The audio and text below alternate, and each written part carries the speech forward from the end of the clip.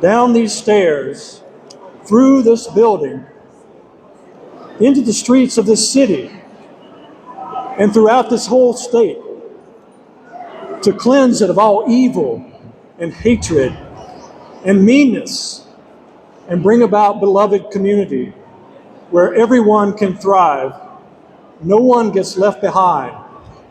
That is the vision of the Georgia Poor People's Campaign. I'm David Wilkes, a member of the Coordinating Committee of the Georgia Poor People's Campaign, and I want to welcome you to this second Moral Monday press conference as part of our Step Into the Breach campaign during this legislative session. We would not be able to be here without Senator Kim Jackson. She was able to reserve the space for us, so I'd like to have her say a few words before we get started.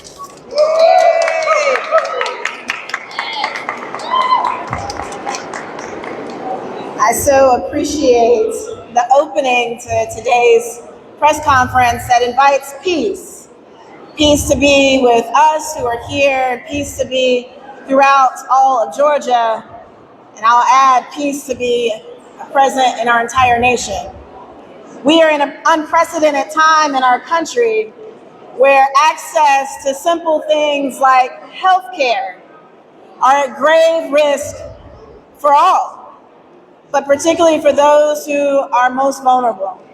And so I am grateful that today my friends stand here to stand in the breach and to demand that we do what is right, which is to provide health care for those who need it, to make sure that we see all people as brothers and sisters, as siblings who deserve and are worthy of care.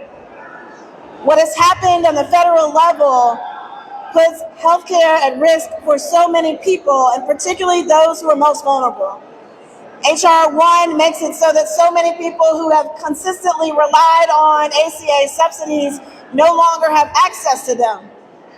We know that there are thousands of Georgians today who do not have health insurance who had it on December 31st. That is a shame, and it's unnecessary. So I'm glad that we are speaking out today and demanding something different. And I'm grateful to my colleagues in the Senate and the House who have brought forth bills to provide that. There is a pathway for Georgia to fill in that gap, to use the money that we have in our rainy day fund. Friends, if it's not raining right now, I don't know what a rainy day is. So I urge my colleagues in the Senate and the House to pass our legislation to fill our appropriations budgets with opportunities so that people can have access once more to health insurance. And with that, it's my great honor and privilege to turn it over to my dear friends. Thank you all so much.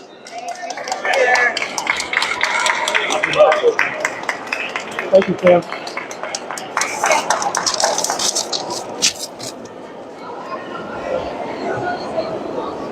Our Step Into the Breach campaign is a direct response to the big, ugly, horrible, deadly bill passed by the U.S. Congress last year. This bill is cruel because it cuts social safety net benefits for the poor and vulnerable, especially children and the elderly. And it is immoral because it used these cuts to fund massive tax cuts for the wealthy and corporations who aren't people. Our call today is for our Georgia legislators to fill in the gaps where these cuts have been made and prepare a moral budget that takes care of the poor and vulnerable of Georgia. Budgets are moral documents. This is not a right versus left or liberal versus conservative. This is about doing what's right and moral. The focus of our message today is on health care and the cuts to Medicaid. 1.7 million Georgians use Medicaid for health care. 84,000 risk losing coverage due to the federal cuts. Rural hospitals are at risk of closing. Georgia's Medicaid work requirements reduce coverage through bureaucracy, not work. 42% of Georgians are concerned about health care coverage in the next 12 months. Reverend Dr. King said, of all the forms of inequality, Injustice in health is the most shocking and inhuman. Our ask today is for the Georgia legislators to prepare a moral budget in 2026. Set up a $1 billion social safety net reserve fund for emergency purposes, using the current $10 billion of undesignated surplus money. There's no shortage of resources to care for the poor and vulnerable, only a scarcity of political will and courage to do what's right.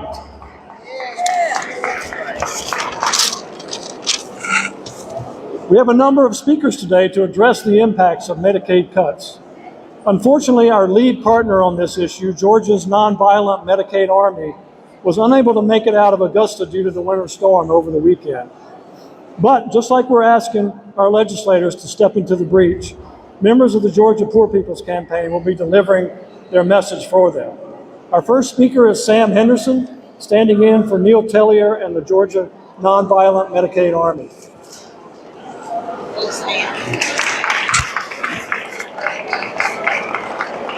Hello, everybody. We're here as fellow Georgians because we believe every budget is a moral document. It's not a neutral, technical document, it's a moral document.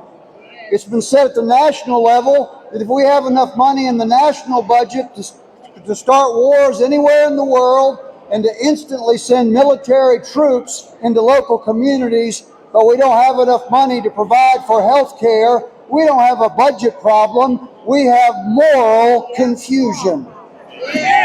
And living in the state of Georgia, I was born in Georgia, I live in Georgia, I'm proud of a lot of things about Georgia, but I'm not proud that Georgia has the 5th highest percentage of its population of every state in the country of people that have no access to health insurance of any kind.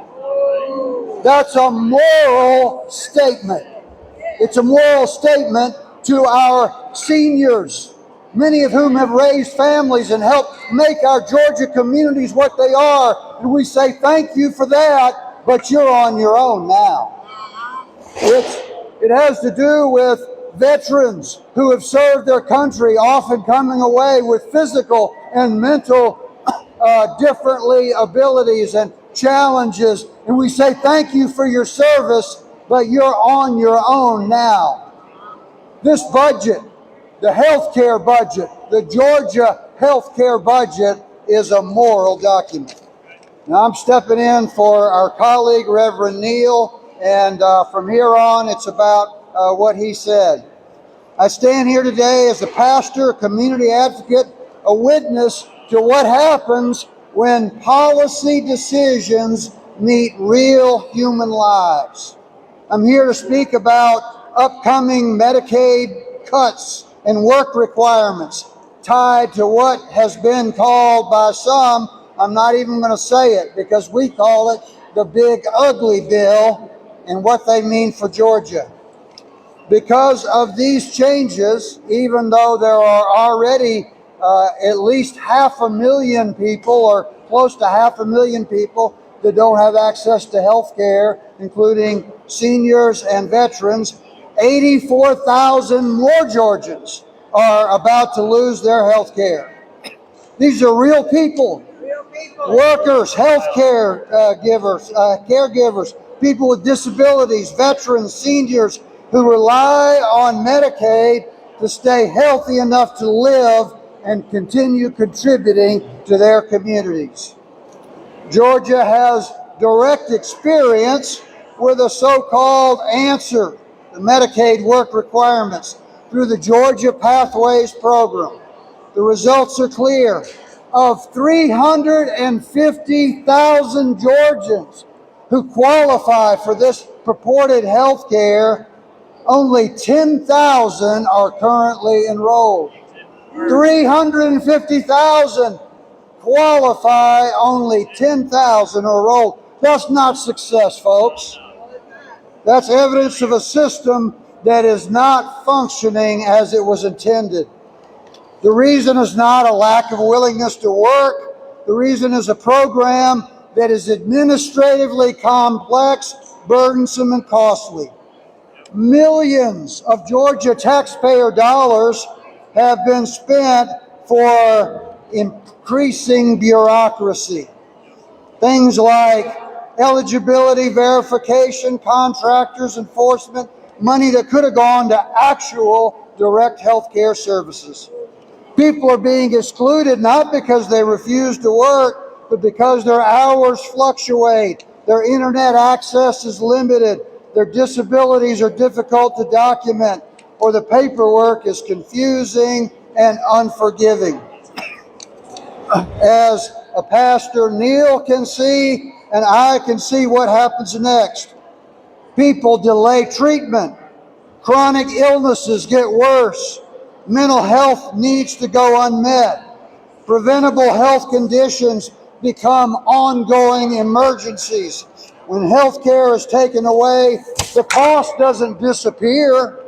It shifts to emergency rooms, rural hospitals, county budgets, and into the budgets of families that are already under strain.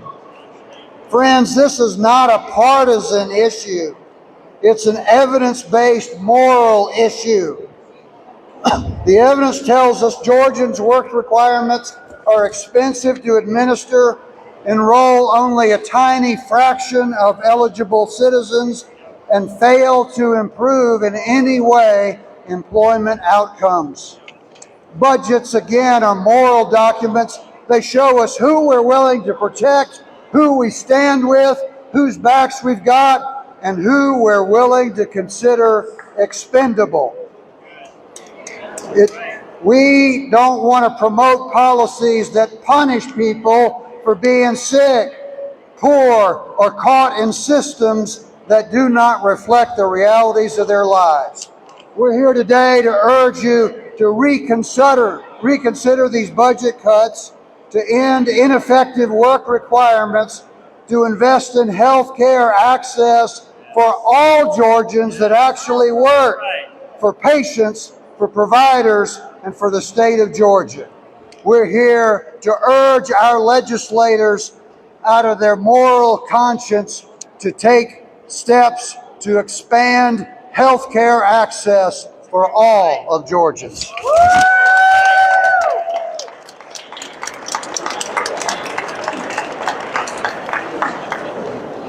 Now we want to hear from somebody directly affected by these cuts. I invite Jamissa Clay to tell her story.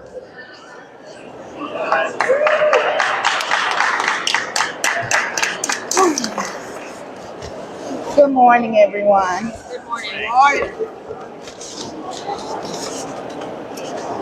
First of all, I would like to say to the people that are in the building and standing here with us, I can't hear myself think. Let's learn some advocacy. We're here because this matters to us. It might not be important to you, but it's important to us. So a little respect, please. Thank you.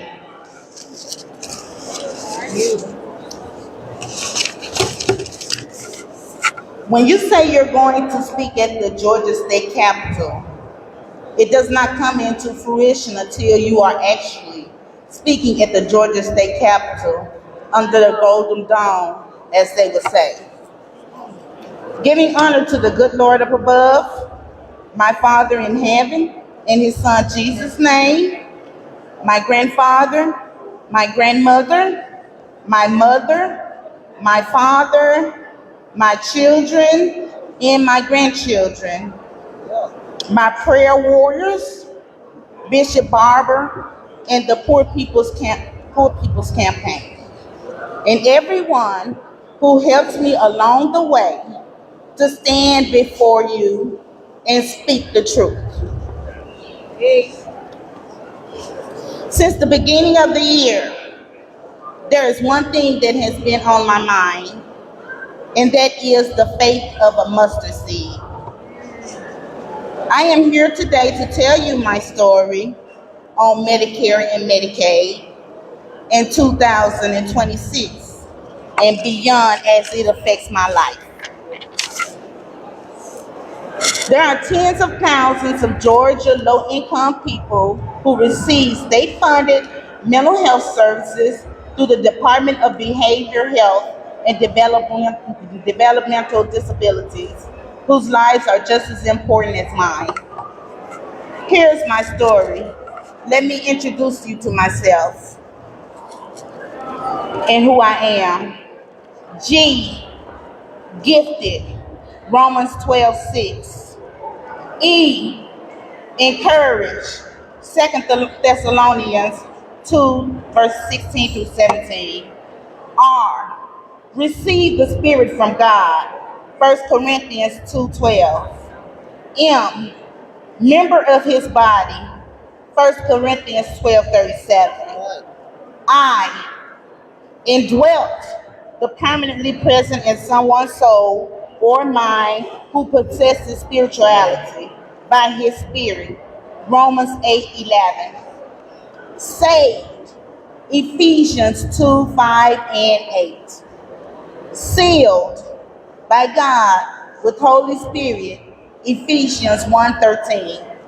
Adopted, Galatians 4:5. I know it's not important to you all, some of you, but it's important to us. I was a single mother wanting what was achievable to take care of my children. So I hitchhiked 35 miles to and fro, winter, spring, summer, and fall, to attend nursing school, which was a fast-track program compiling 2 years into one. Eventually, I received assistance from dear friends of mine for transportation, Sabrina and Kathy. During nursing school, I would sleep surrounded by nursing books and studying 2 hours on and 2 hours off until it was time to wake up and start the day over again. After graduating from nursing school, I was offered a job before even receiving my licensure. I had been working for 2 weeks on my first nursing job and excited to receive my first paycheck. While at work that day, I received a phone call telling me that my apartment was on fire. But I didn't fret. I didn't know my hometown was raising money to bless me and my children. It helped me to purchase a car and replace my children's lost dolls. Thankfully, we were able to move into the family house with more bedrooms and bathrooms. I say thank you to Hollandale, Mississippi. After working my first job a year, I read an ad in the newspaper that stated LPN to work with PRN rate at $20 per hour with full-time hours. I jumped on that opportunity. During the time of working in Mississippi Delta, within 5 years between 2002 and 2006, I earned a total of $162,361. And I was an active band parent. This was with the help of one of my best oldest daughter, and I give her credit, Beverly. Thank you, Beverly. After my nursing stint in 2006, I decided to pursue my dream of being a fashion designer in Atlanta. While continuing to practice nursing at Fulton County Jail and Dekalb County Jail, and also working at Shepherd Pathways on the weekends. Within those 5 years, from 2007 to 2011, I earned $177,042. For the entire years, I worked as a nurse 80 to 90 hours a week for 10 years to make sure that my children had. The only year that I didn't work was when I was going to nursing school. When I moved to Georgia, the good Lord up above blessed me to have a house built from the ground up.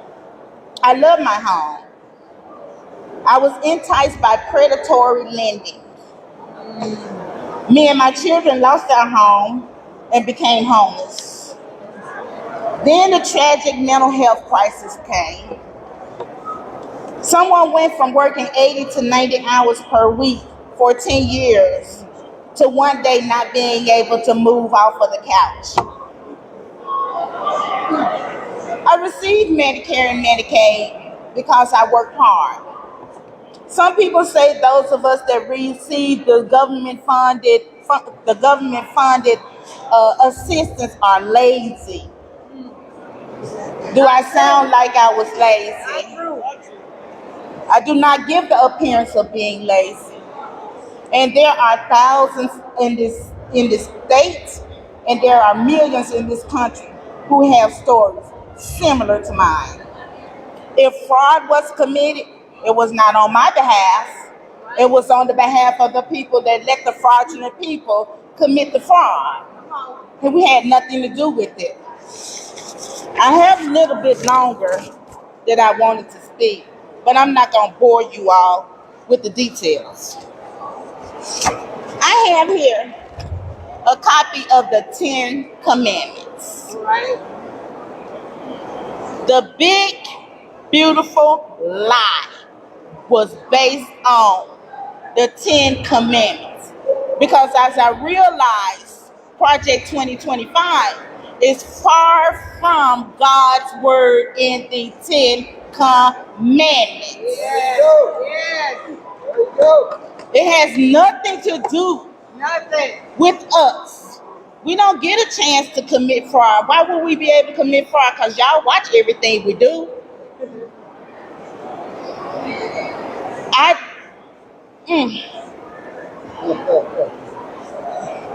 want to do the people service by standing here. You all, a couple of weeks ago, they wanted to attack mental health funding. I said, oh, that ain't gonna work. You want a bunch of mental health people walking around not talking to their doctors, not being able to talk to their therapists, not receiving their medicine. The next day they swiped it out. Now we ain't gonna do that. I knew the whole time you couldn't get away with it. But I do want us to know that we have to speak up for ourselves. We can't just lay down. We have to trust and depend on the Lord, no matter how many times they try to tell you God does not exist. Anytime when you make a golden graven to service an idol, you're wrong. But you want to tell everybody else they're wrong and you're right. Lies. That's right. Let us not fall victim. Let us not be blinded by the facade that they show in front of us when we know we're the ones that have to have food in our refrigerator. We're the ones that have to get the children ready for school. We're the ones that have to make sure that the meals are great, the kids are good, and they have a good feeling in the morning before they go to school to make sure that they have a good day.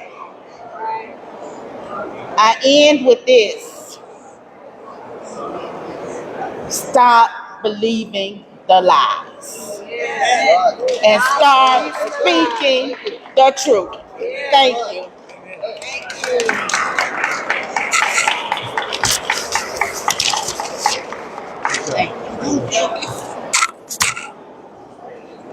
Our next speaker is Leslie Withers with the Georgia Poor People's Campaign. She's going to talk about policy violence and real violence.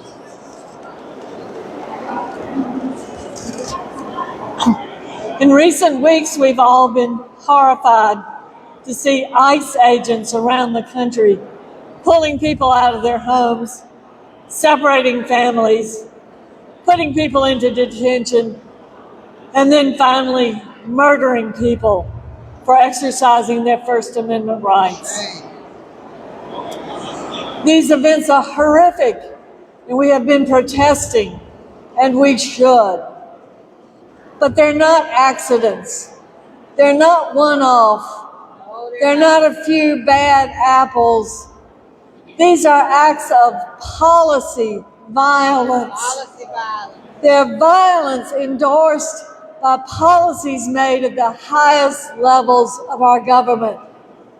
And it's sinful. It's immoral. But it's no less immoral. It is no less sinful.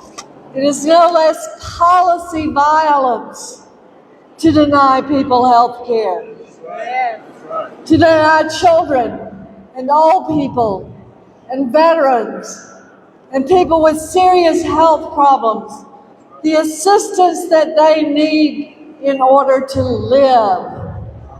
It is immoral. It is policy violence. Yes. Right. Policy violence at a federal level has cut Medicaid, increased the burdens of people who have to apply for it.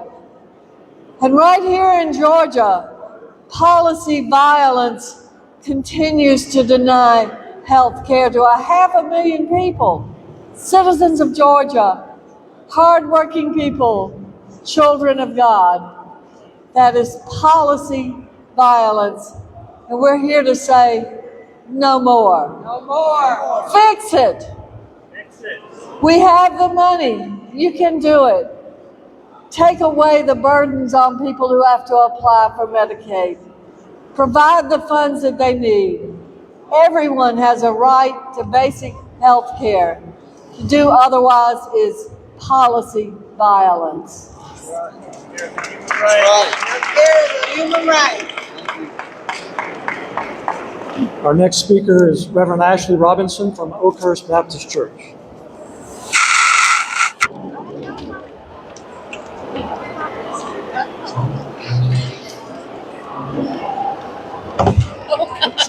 Okay. This might not. A little bit closer. There we go. Yeah, there we are. All right. Thank you for giving me a chance to share my story today. My name is Reverend Ashley Robinson. I am a pastor at Oakhurst Baptist Church in Decatur, Georgia. I live with a physical disability from an autoimmune disease and the effects of long COVID. I count myself among the privileged, though, because I have a full-time job that matches my calling. I have insurance, and I have a beautiful community of people who surround me every day with love and care. I am one of the lucky ones.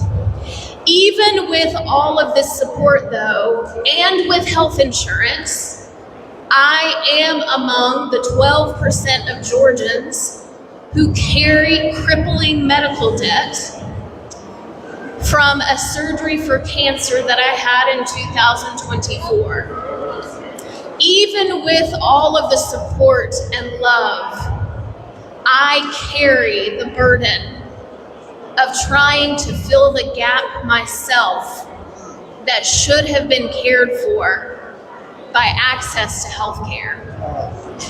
I am addressing our lawmakers today, but especially Governor Brian Kemp, who just gave his last State of the State address a few weeks ago.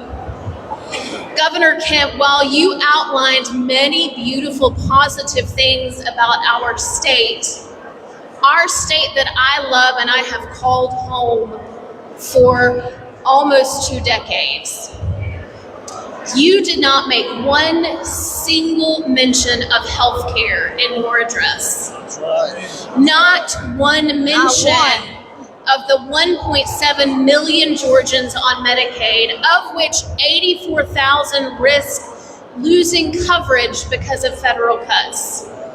You didn't make one mention of the 42% of Georgians who are deeply concerned about the affordability of health care in the coming year when they try to get their healthcare covered. That's right. And so, in case you were wondering, Governor Kemp, since you left this out of your State of the Address, the state of our healthcare is in grave danger. My biggest fear in you omitting the state of healthcare and Medicaid coverage in our state from your speech is that we are once again simply forgotten. So often those who live with disability or depend on Medicaid disappear into the shadows of society as if we don't exist. Right.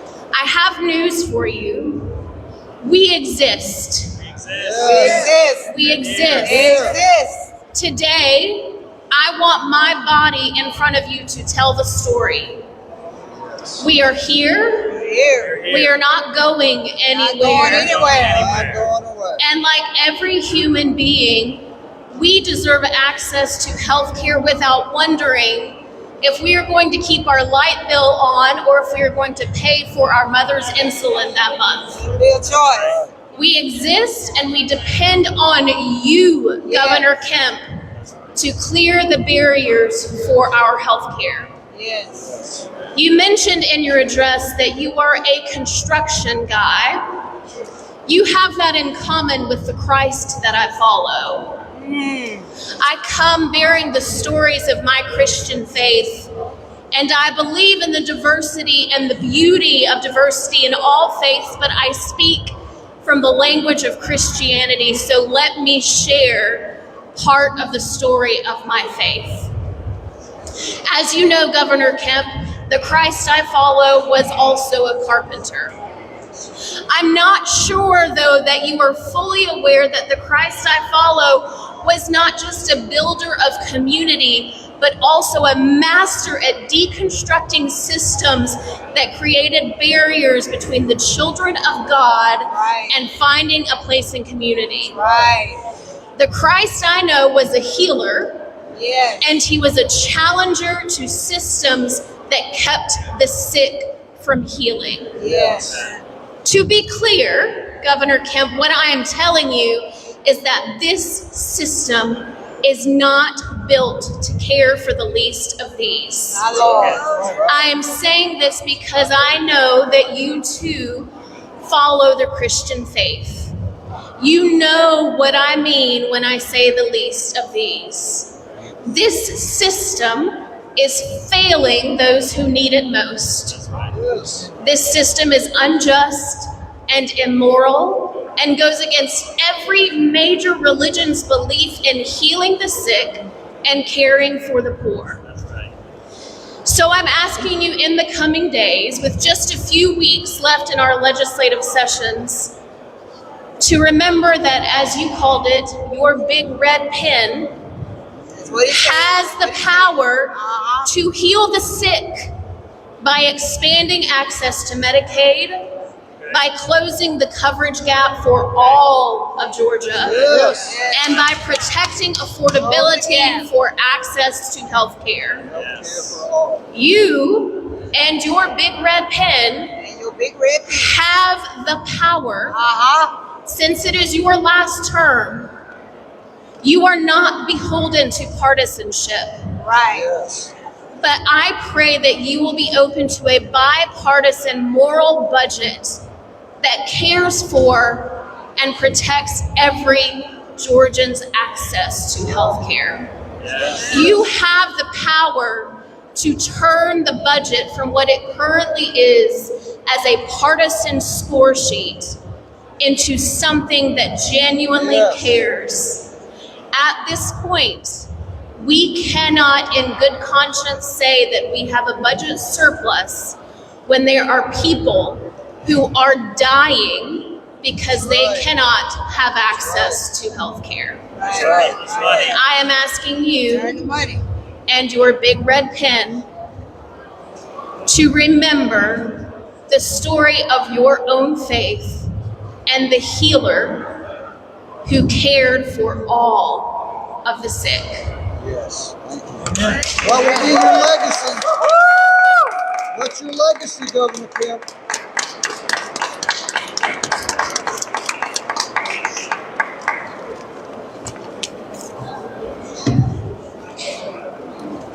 And our final speaker is Reverend Nadine Rawls with Repairers of the Breach.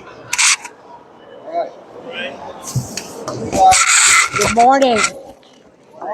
Thank you all for being here today. I'm Reverend Nadine Rawls. I am the state clergy lead for Repairers of the Breach. I am also the social justice coordinator for TFAM South under the direction of Bishop Sonia E. Williams. And I'm also a member of RIM Fellowship UCC here in Atlanta, Georgia. Yes.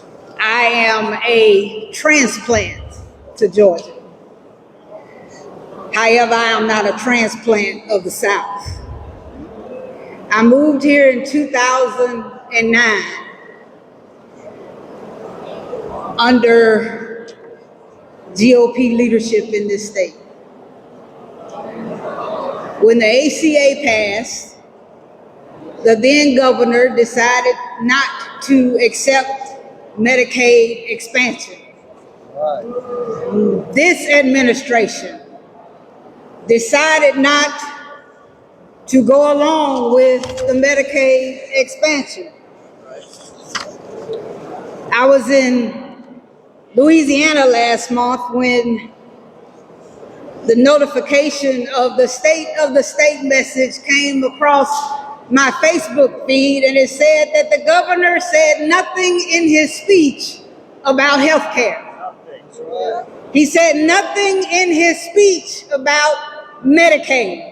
Left it out. I said, okay, let me go read this speech.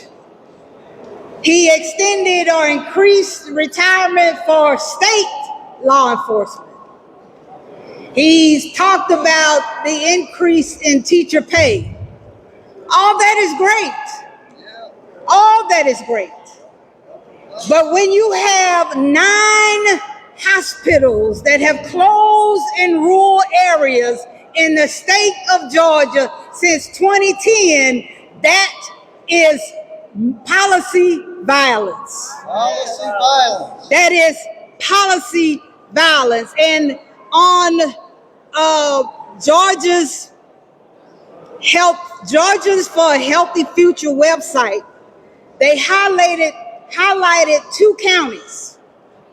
In 2014, Lower Oconee Community Hospital closed, which left residents with a 35 to 40-minute drive to the closest hospital.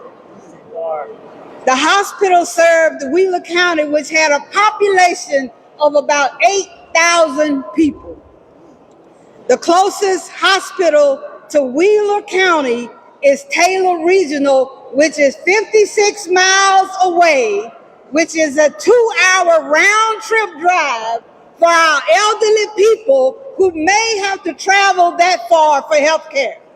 Yes. It's too far. When a hospital closes in a county, guess what else closes? Businesses close. Mom and pop businesses close, which the GOP like to lift up, but you don't help them when it comes to closing. Yes. Banks close. This county, Wheeler County, their one bank closed. So now they have to either bank online or travel to another county where maybe their bank is. And you know, our elderly parents, they like to go in the bank and see their money. They like to speak to people. They like to cash their checks in person, but because the hospital closed, the bank closed, the diner closed, the retail store closed. Another hospital that closed was Southwest Georgia Regional Medical Center in Cuthbert, which is in Randolph County, which is 60% Black. And the surrounding counties that relied on the hospital have nearly 50% Black population. The hospital closed at one of the worst times that it could close. It closed during COVID. Man. The closure left the county without medical care for miles and medical response for emergencies take too long. They highlight the story of a woman who was a nurse at this hospital. She was called to provide emergency care to a patient there in that county. And she said in her story that patient turned out to be her aunt. She did all she could do, but emergency services took too long to get to her aunt because this state legislature did not create or accept the Medicaid expansion, which removed the hospital, which removed medical care, which removed doctors, left the county, and in that, her mother, her aunt, did not make it. People die. People are going to die. It's estimated that at least 51,000 people in the United States, because of this policy violence, will die this year due to health issues that could have been treated. That's right. Killing people. I just came from Louisiana, covering the health care of my 93-year-old mother. And I want to say to Willis-Knighton Hospital Center in Bossier and Shreveport, who have the greatest nurses, who provided compassion and professional health care, how dare you, this state legislature, allow this administration to label nursing as unprofessional? This niece in her profession went to see about her aunt. But because Medicaid expansion has been denied in this state, 9 rural hospitals have closed. We have no idea how many people have succumbed because of those 9 hospitals in rural areas have closed. I was in the orthopedist office, and an elderly couple was checking in, and I asked the question, I said, "Where did you come from?" She said, "We drove from a county that's an hour away." I said, "Don't y'all have orthopedists down there?" She says, "No. Since there's no Medicaid expansion, I can't get that help down there." This couple was at least well into their 70s. So now they have to make a 2-hour round trip, not counting sitting and waiting in the doctor's office for their appointment, but time that they could be at home as opposed to stressing out driving to Atlanta. Healthcare is a right. It's not a gift. These counties where rural hospitals have closed, the residents in those counties paid county taxes, they paid city taxes, they paid state taxes. Governor and this Georgia State House return the money to the people in these counties and give them the health care that they deserve. Give them the health care that they need. Let them not wait for 3 days to go to the doctor for something that could have been rectified 3 days earlier. Yes. That's why Jesus was disobedient to the Torah law of not healing on the Sabbath. When he healed the man on the Sabbath, it prevented a healthcare issue from getting worse the next day. Our residents should not have to make these choices. Some of our residents have worked for 30 and 40 years, and they deserve to be treated with compassion. They deserve to be treated with love. They deserve to have their issues taken care of when they come up and not 2 months later. Yes. This, what we are seeing on American soil, is indeed policy violence. As earlier speaker said, 82,000 people in the state of Georgia are at risk at losing their Medicaid. But I want you to faint not, because people are pushing ahead in well-doing. There are those of us who are fighting to make sure that your Medicaid stays in place. That your Medicaid stays in place and that you are able, will not have to choose between medicine and rent, between medical treatment and rent. Policy violence must be struck down. And there has to be one that understands the teaching of Jesus, that will stand up in these state houses, that will stand in Congress, that will stand in Senate and say, we are doing the wrong thing. Our budgets are immoral. Our requirements that we are putting on people are immoral. The Secretary of Agriculture, she said, we are going to put every able-bodied person to work. Well, Madam Secretary, every able body doesn't necessarily have an able mind. And an able mind doesn't necessarily have an able body. We have to look at the mental as well as the physical.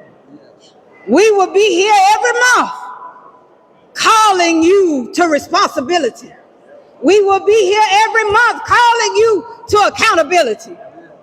We will be here every month calling you to be Matthew 25 politicians. When I was hungry, you fed me. When I was sick and in prison, you came and visited me. These you did to the least of these. The disciples said, but when did we do this? You did it and you wasn't even paying attention. But those who do not, you will have to answer to the one that you stand in the chamber and say that you serve and that you love and that you serve on the Dekalb at your church every Sunday, but you come in here and you create policy that hurts the least of these. We will be back. Thank you, David, for putting together our Moral Mondays. Thank you to our speakers and all of our clergy who come and stand in the gap as we ring the bell, as we raise the alarm in this season. Amen.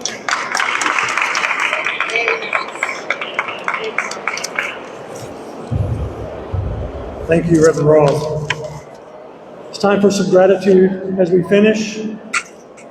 First, I want to thank Reverend Senator Kim Jackson for sponsoring our Step Into the Breach campaign so that we can reserve this space for our press conferences.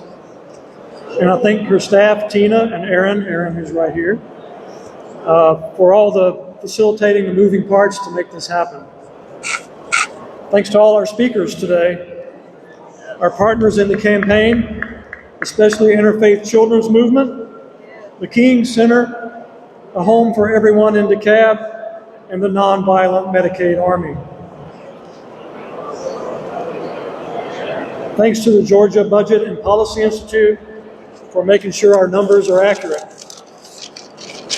And thanks to Central Presbyterian Church for opening their space for us to gather.